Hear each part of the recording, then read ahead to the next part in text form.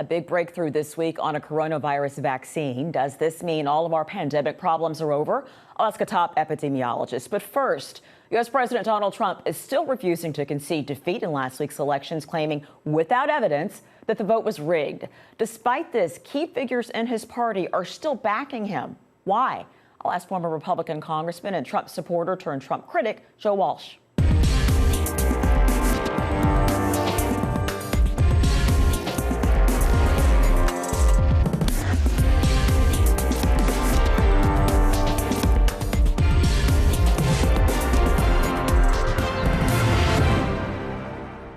Joe Walsh, thank you for joining me on UpFront. So Joe Biden has been declared the winner of the U.S. presidential election. He is set to become president in January. That is a done deal. But the current president, Donald Trump, is not conceding. He's still pushing baseless claims, saying this election was stolen from him. And in fact, few Republican leaders are even pushing back on those claims. That enables the president to continue to push his lies. Some of him are pushing those lies as well. Many of them have not even congratulated Biden, right? We've never really been at a point quite like this before. What does it say about the state of the Republican Party that it is so beholden to what one man says, does, and tweets? Richelle, great to be with you. It says that the Republican Party is a dying political party. But understand, you're right, we've never been here. We've never had a president who has literally for 4 to 5 years repeatedly attacked our democracy. So what Donald Trump is doing now is not at all a surprise, refusing to accept the will of the people. This is who he is. He's a traitor. He's a traitor to this country. But to your point, we know that about him. The Republican Party now is even more beholden to him, Richelle. And I think Donald Trump is going to dominate the party for the next 4 years. Are you surprised that so many Republicans, very prominent members of Congress, are still towing the line with him? He's lost. They don't have to do this. Well, no, I'm not surprised because, look, for the last 3 years, as I was out there saying things about Donald Trump, I would hear from my Republican colleagues constantly in private tell me they agree with everything I say about Donald Trump, but they were afraid to say any of that publicly. The same thing, Richelle, is going on now. Here's the deal. They're sick of Trump. They can't stand Trump. They want Trump to leave, but they're afraid of Trump's voters. They don't want to lose Trump's voters. So even though Trump has lost, they don't want to alienate his voters because, Richelle, almost all of Donald Trump's voters right now believe Trump's lie that this race was stolen from him. That's what the Republicans are afraid of losing. They don't want to lose its voters. I'm glad you brought that up about Trump supporters in particular, because I know you're still plugged in with a lot of them and a lot of what they think. They really do believe he actually won, Joe? Richelle, they really, really do. It's amazing because I come from that world. His supporters used to be my supporters. I literally hear from thousands of them every day, and I have for months. And right now, every single day, they're telling me exactly what Trump says. This race was stolen. Millions of dead people voted for Joe Biden. Magically, ballots were dropping from the sky. Richelle, they believe this. And understand, this is the base of the Republican Party. So if you're Ted Cruz or you're Nikki Haley, you don't want to say that it wasn't stolen because you want them to support you. So, Joe, you warned last year that if the Republican Party did not stand up to Trump, they would be wiped out in 2020. Trump has lost, but the party actually did not do that poorly. Do you think it would have been better for the health and future of the Republican Party had they been wiped out at the polls? Yeah, it's a great question. It's a great point, Richelle. Look, Joe Biden won. He's our next president. Donald Trump won as well, though. He got more of his people out, and it wasn't an overwhelming repudiation of Trumpism. Richelle, I really believe Donald Trump may run for president again in 2024. no matter what, he's going to keep his face on our phones and on our TV screens for the next 4 years. He's going to freeze the Republican Party. So, in a way, it would have been much better for the Republican Party if it had been an overwhelming repudiation. But that didn't happen. Trumpism is alive and well. You have called Trumpism and the world around him, you've actually called it a cult. You have worked with a lot of these people. You know these people. How were you able to leave the sinking ship or the cult, as it were, and many of them have not? Richelle, it is a cult. I'm not the only one who said that. Look, I voted for Trump in 2016, not because I loved him or liked him. He wasn't Hillary. My biggest sin was I didn't pay enough attention to Donald Trump. As soon as I started to pay attention to him after he won, I realized that he lies every time he opens his mouth, and he's incapable of acting in the country's interest. But Richelle, most of his supporters do not get it. They have so much invested in him. They don't understand or believe he's a con man. And I don't think that's going to change. I really don't. I think most of his supporters are going to stay with him, which is why you and I began a few minutes ago. I think the Republican Party is a dying political party. I really do believe that. More than 70 million people did vote for Donald Trump, right? And on your show this week, this is what you said. You said, I'm not one of these people who will say, you Trump supporters, you're despicable, you're deplorables, you're all racist. I don't believe any of that. I believe almost all of you are really damn good people who got conned by a fraud. You got caught by a con man. Joe, do damn good people, as you put it, vote for a racist? I think damn good people, Richelle, justify that they're not voting for a racist, even though you and I know Donald Trump is a racist. I believe race, Richelle, is part of it. Look, the Republican Party right now is basically older white people who are dying, right? They live in small town America. They're older, they're white, and they're dying. Race, Richelle, is part of it. But why they so cling to Donald Trump is because the America they believe in is disappearing.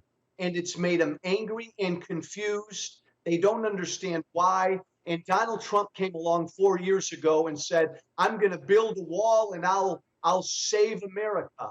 And they clung to him. Race is part of it, but it's also just their jobs are leaving, their industries are leaving. But that's also happening for black and brown people, and they're not responding that way. Exactly, because again, these older white people want to return to 1950s America. We're never going to go back to that America. But the Republican Party, Richelle, instead of making that case that we're never going to go back to 1954, the Republican Party ignored these people. So along came a demagogue who lied to them. So let me ask you this then. You talk about what resonated with his supporters 4 years ago. You were one of his supporters. What resonated with you? You know what, Richelle? What resonated with me was the disruption. I believed then, and I still believe, that American politics is broken. Both of our parties are broken. The whole thing is broken. I was in Congress. I saw it.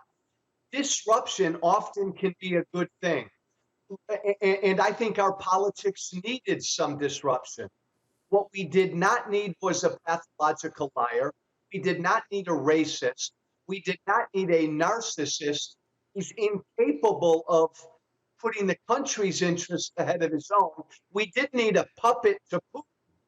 Again, Richelle, I was guilty for not paying enough attention to Trump. And I publicly. But Joe, how can you say that, though? Because even before Donald Trump ran for office, he's been a public figure for decades. He has said and done racist, incendiary things. He's been dishonest for years. How can you really say you didn't know or you weren't paying attention? Come on.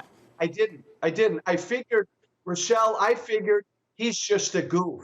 He's just a blowhard. I never watched this stupid TV show. I didn't either, but I knew this about him. And I didn't pay attention to the stupid things he said and did back in New York City. Look, Richelle, he wasn't Hillary Clinton. I was not an enthusiastic supporter. He blocked me on Twitter back then because I would criticize him. My hope was he'd get elected, he'd go play a lot of golf, and maybe he'd appoint a couple good people, and maybe a couple good things might happen. I was wrong, and I Okay, apologize all right, for that. okay, and you have, but this reckoning still needs to happen, even though you have apologized, and I'm curious to know more about your evolution. So before Donald Trump started calling you names and blocking you on Twitter, you did say things like, "If Trump loses, I'm grabbing my musket, you in." Why'd you say something like that? Because, and again, it was a musket, the famous musket tweet. The musket tweet was, if Trump doesn't win, I'm going to grab my musket and I'm going to fight for freedom and limited government, because I'm still a limited government conservative. On election day, Richelle, in 2016, I sent out another musket tweet. I said, no matter who wins, Hillary or Trump, I'm going to grab my musket and fight for freedom and limited government. Meaning what? I'm still this. You could, but Joe, you could have said that without invoking a musket or violence or whatever. You could have said that. Come on. I could have, but Michelle, I love the idea of a musket. What about it? I thought it was kind of funny. A musket. Look, I'm a big gun guy. I thought it was a funny way to put it out there on Twitter that I'm going to fight for freedom and limited government. I don't walk that back. I'm still who I am politically. I oppose Donald Trump. So, Joe, you apologized for some of the things you've said, but when it came to Black Lives Matter, you have said a lot of bad things about them, right? And when police officers were shot in Dallas a few years ago, you tweeted, "This is now war. Watch out, Obama. Watch out, Black Lives Matter punks. Real America is coming after you." You also said that Black Lives Matter should be categorized as a hate group. How do you feel about those comments today? I've walked back a lot of those, Richelle, because I've opened my eyes and learned. I've spent the past 2.5 years talking to Black men and women who I respect in this country. And look, I'm very pro-cop. I'm still very pro-cop. But I've realized over the past couple of years that cops do not treat Black lives the same way they treat white lives. If you had me on your show 4 years ago and you said, "Joe, Black Lives Matter," I would have said respectfully, Michelle, "No, all lives matter." But now I understand how important that phrase is. Black lives do matter, and us white people need to acknowledge that before we can move on and say that all lives matter. You have said that you do feel responsible for nudging the U.S. along to having Donald Trump as a president. So what more do you think you can and should do to rectify that? I believe this, Richelle, and when I publicly challenged Donald Trump in the Republican primary last year, it was a public apology tour, because a lot of the personal ugly politics that I engaged in over the past 10 years helped give us Trump. The beautiful thing about Trump is that he's helped wake my eyes up to this ugly personal politics, and I don't engage in it anymore. I think step one is to get rid of Trump, and we've done that. Step two now is for people who believe what I believe in politically to sit down at a table with Democrats and to have respectful conversations about issues, to find out where we can find common ground. Do you think that's going to happen anytime soon, though? It's not just a matter of being polite to each other. Don't you think that this election has exposed just how deep the divide is in this country? It's not about just being polite. No, and it's not about Trump either, because, Richelle, Trump didn't divide America.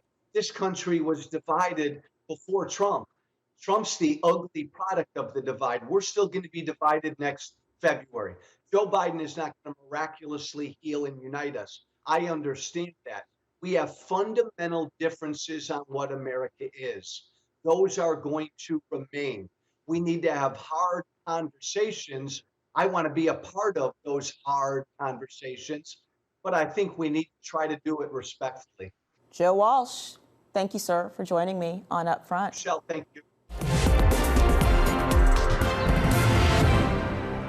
With multiple countries across Europe announcing new curfews and lockdowns, the United States surpassing 10 million COVID cases, and spats between Brazil and China over vaccine trials, the world looks like it's entering the worst and most challenging phase of the coronavirus pandemic yet. But there's also been some good news. The U.S. pharmaceutical company Pfizer announced this week that a new vaccine is more than 90% effective. But who will get it first, and will it work over the long term? Joining us to talk about what this means for our lives and the challenges ahead is Eric Feigl-Ding, an epidemiologist and health economist who is a senior fellow at the Federation of American Scientists. Eric, thank you for joining me on UpFront. Before we talk about the vaccine, let's just kind of check in on where things stand right now with this pandemic. It's been about a year since the coronavirus first emerged. It seems that the world is entering a new phase, possibly a deadlier phase. There's fears also that as winter comes in the northern hemisphere, the numbers could get exponentially worse. Hospitalizations are up in the U.S. And in just the first 10 days of November, the U.S. saw 10 million new cases. In the immediate future, Eric, how much worse might this get? I think it could get much more worse before it gets better. Because if you look at the trajectory, we're at 10 million now, but the 8th million took 20 days, the 9th million took 14 days, and the 10th million only took 10 or 11 days.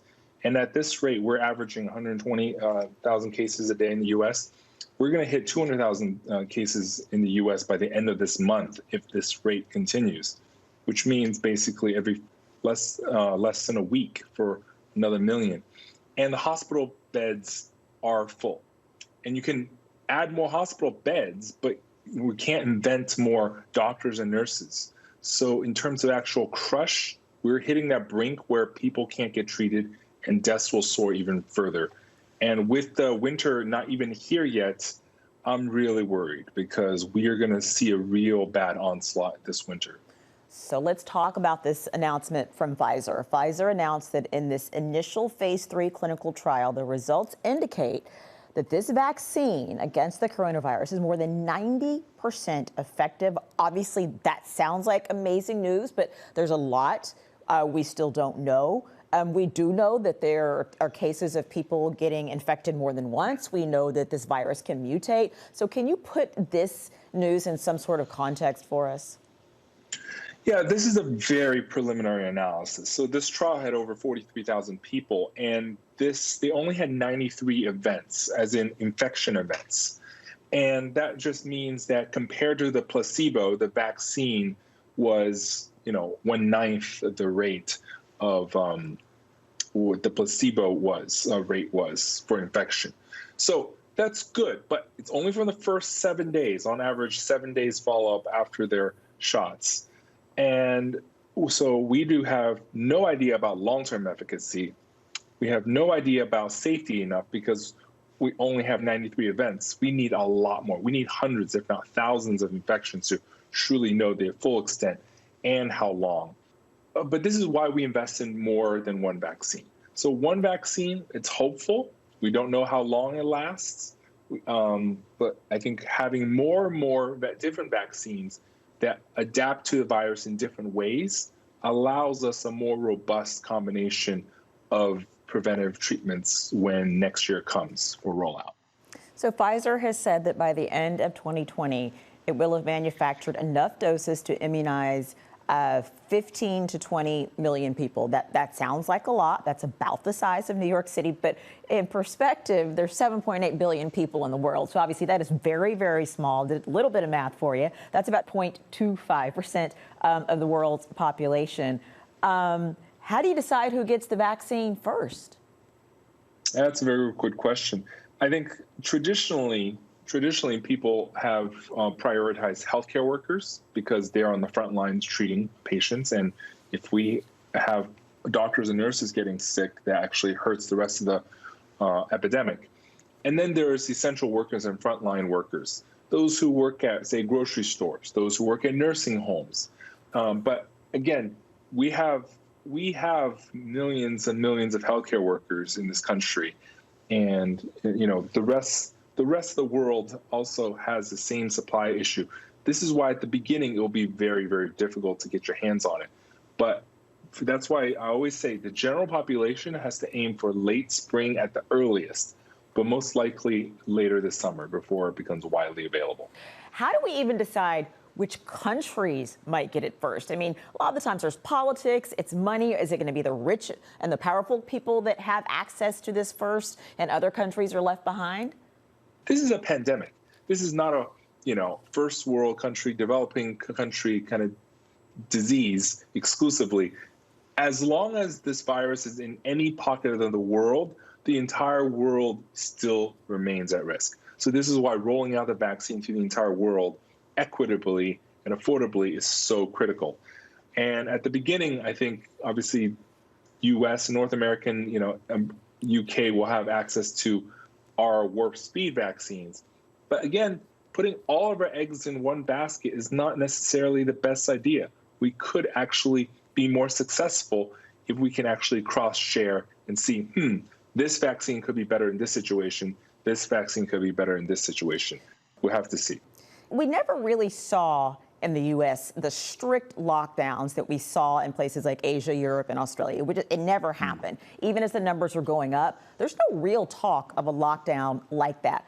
Why is that, Eric, do you think? Is it because of that it's just been so politicized in the U.S., the talk of individual freedoms? And is it a mistake? Do you think that if we had had this strict lockdown that other places had, that we would be a little further along in this?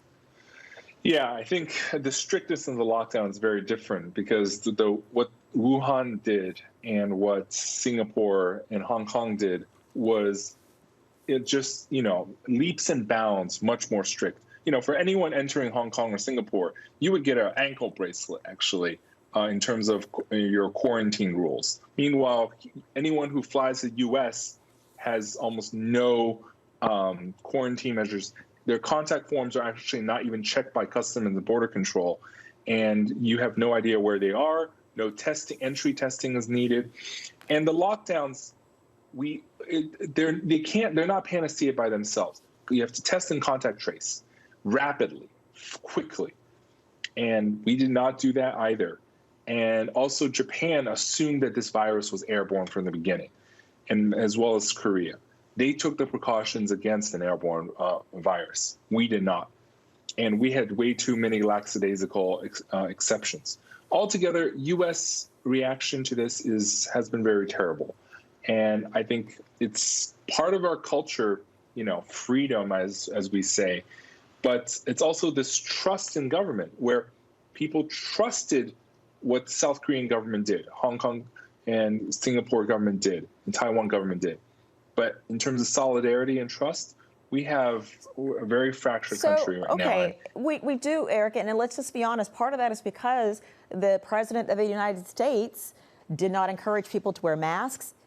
Multiple members of his staff have gotten COVID, so he's really not set a good example when it comes to this, right? And even a week after losing the election, he has not conceded. So that's kind of slowing the transition to the Biden administration. Does that concern you that we're in the middle of a pandemic and there's not right now a smooth transition to the next administration that needs to deal with this? Oh, absolutely. And that's what I was trying to get at. There's been so many ways in which the pandemic has been mishandled by the Trump administration. Lack of testing, lack of PPEs, lack of Defense Production Act, lack of contact tracing, mass testing, deployment. There's so many things. And of course, the downplaying of masks, of hiring Scott Atlas to push quack theories around herd immunity, dismissing that almost virtually no one actually dies. All these things have been terribly for this response. And, they knew about it, but they did nothing for the most part, I would say.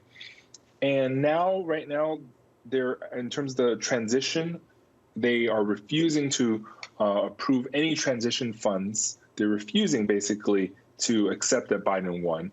And so this delays and hampers the transition and ultimately hurts public health response, hurts trust in science, hurts everything what we're trying to do as epidemiologists, public health scientists to stop this epidemic. And spewing conspiracy theories on top is just the last thing we need right now. Okay, that will be the final word. Eric Feigl-Ding, thank you so much for joining me on UpFront. Thank you. And we will be back next week with another episode of UpFront.